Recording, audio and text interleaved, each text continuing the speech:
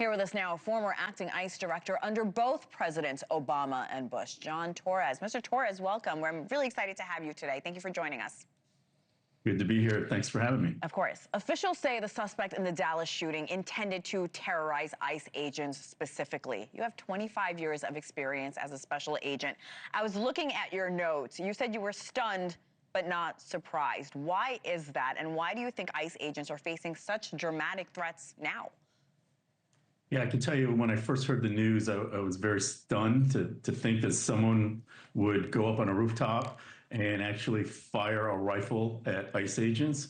But I wasn't surprised because ultimately what we've been hearing with this more increasing inflammatory language that's being used, the rhetoric over the past several months that has been dehumanizing and demonizing ICE agents to you've heard the language from highly elected public officials, whether they're governors, mayors, or members of Congress. They've been calling ICE agents the Gestapo, the secret police.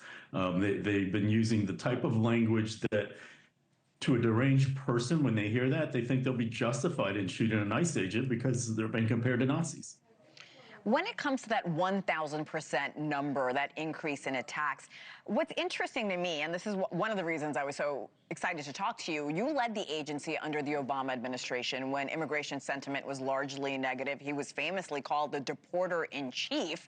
So how have threats to ICE agents evolved since then?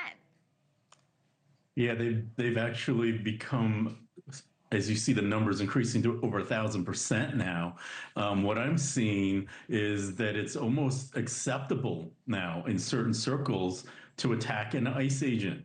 And it's because they don't believe that immigration enforcement should be something that is a priority right now.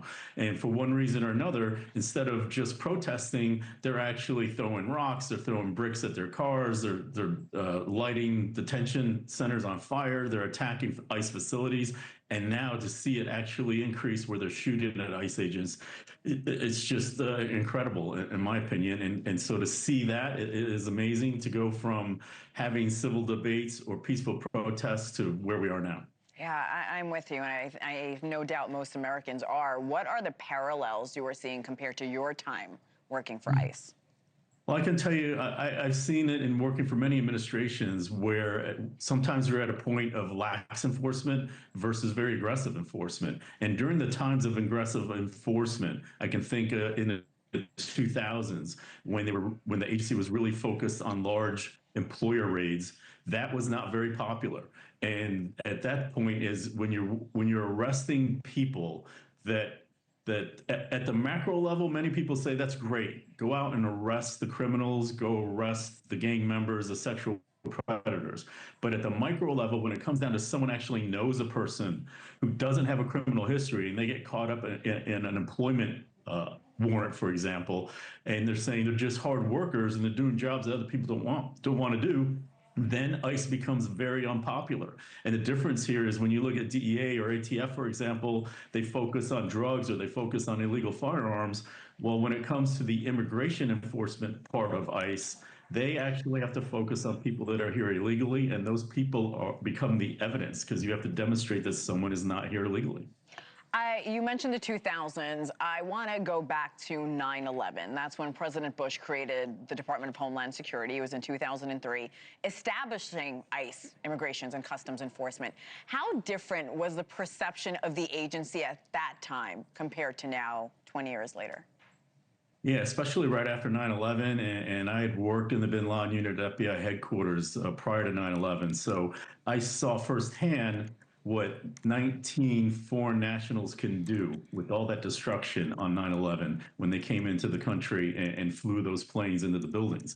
And so immediately after 9/11, the sentiment was very strong to create a Department of Homeland Security to ensure that something like that would never happen again. And pretty much through the 2000s, people were very supportive. They looked at how to strengthen the border, tighten the border to make sure that you would not let terrorists into the country. And here we are 25 plus years later nearly, and that sentiment is starting to fade away where people don't look at that part of it anymore. They just look at plain immigration enforcement. Thank you for watching. Subscribe below and download our NewsNation app right now on your phone, and you will get fact-based, unbiased news for all Americans.